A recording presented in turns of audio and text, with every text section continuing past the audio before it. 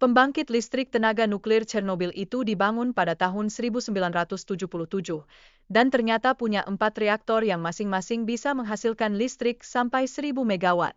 Bayangkan saja, itu seperti bikin kue raksasa, tapi kita lupa resepnya. Dan, seperti yang bisa kamu tebak, semua potensi energi itu juga menciptakan risiko tinggi yang siap meneror. Nah, semua yang buruk itu mulai terkuak saat ada pengujian keamanan yang, bisa dibilang gagal dengan spektakular. Seperti saat kamu menguji apakah popcorn bisa melambung, tapi malah smokey dan meledak. Itu menyebabkan lonjakan daya yang bikin reaktor teriak, dan boom. Ledakan besar pun terjadi, dan semua orang jadi sadar betapa pentingnya mengikuti prosedur keselamatan yang ketat.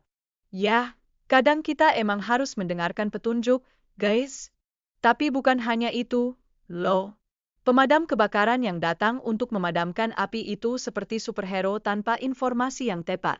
Mereka tidak tahu mereka melawan monster bercahaya. Tahu-tahu, mereka datang tanpa pelindung, seolah-olah bermain petak umpet di tempat yang berbahaya, dan itu bukan permainan yang menyenangkan. Hasilnya, mereka terpapar radiasi dengan cara yang sangat tidak menyenangkan. Grafit yang digunakan untuk memperlambat neutron di reaktor itu ternyata bukan teman baik. Ketika disentuh, grafit ini bisa menyakiti. Bayangkan saja, sentuhan lembut bisa bikin tangan kamu terbakar. Itu seperti bilang, "Hei, sentuh aku."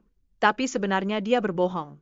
Dan siapa yang mau memiliki tangan yang terbakar, bukan? Mengatasi kebakaran di reaktor inti itu jadi tantangan yang super sulit, seperti mencoba menyelamatkan kucing dari pohon di malam hari. Penggunaan pasir dan tanah liat yang diangkut dengan helikopter? Ini mengingatkan kita pada game pesawat yang selalu crank. Dan sayangnya, beberapa helikopter juga mengalami insiden. Ayo, bahkan di situasi krisis kita tetap harus hati-hati. Nah, evakuasi kota yang padat penduduk itu butuh waktu yang lama.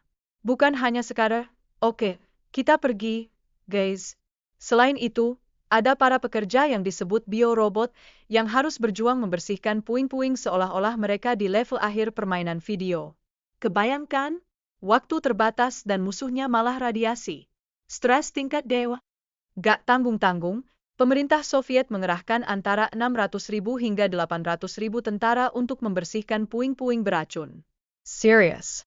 Mereka bahkan harus menembaki hewan-hewan yang ada di area terkontaminasi, kayak main video game yang dihuni monster. Semua itu demi mengurangi dampak radiasi dan selamat dari bencana yang bisa bikin kita bikin drama.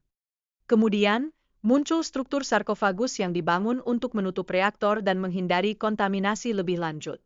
Tapi, ya ampun, kota Pripyat tetap tidak bisa dihuni. Seperti memiliki rumah impian, tapi ternyata beruang kutub tinggal di sana. Sad life, guys.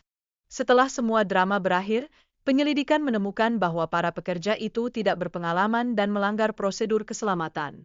Akhirnya, hukuman penjara pun jadi nasib bagi yang bertanggung jawab atas kecelakaan itu. Ingat, teman-teman, mengikuti prosedur itu penting, apalagi kalau tidak mau merasakan kehidupan di balik jeruji besi.